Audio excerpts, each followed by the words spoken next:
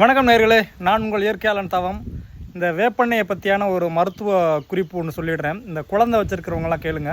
குழந்தை வச்சுருக்கவங்களாம் நிறைய பேருக்கு வந்து பார்த்திங்கன்னா மெடிக்கல் ஷாப்பில் போயிட்டு அந்த பூச்சிக்கு மருந்து வாங்கி கொடுப்பீங்க 6 மாதத்துக்கு ஒரு நேரம். அதெல்லாம் செய்யாதீங்க, அதெல்லாம் கெமிக்கல். வேப்ப எண்ணெய், சுத்தமான வேப்பெண்ணெயை வந்து நீங்கள் செக்கில் போயிட்டு வாங்கி 5 ml காலையில் வெறும் வயிற்றில் குழந்தைக்கு கொடுங்க. ஒரு 5 வயசுக்கு கீழே இருக்கிற குழந்தைகளுக்கு, அதாவது 3 வயசுலேருந்து 5 வயசு வரை இருக்கக்கூடிய குழந்தைகளுக்கு 5 ml காலையில் 3 நாள் கொடுங்க.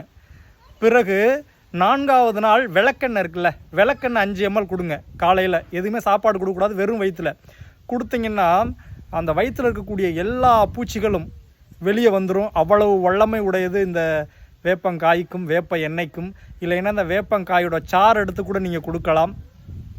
வேப்பங்காய் கிடைக்காதனால வேப்ப எண்ணெயை பயன்படுத்துங்கள். வேப்பங்காய் இருந்தால் அதில் சாறு எடுத்து நீங்கள் கொடுங்க. நன்றி. அனைவருக்கும் பகிருங்கள்.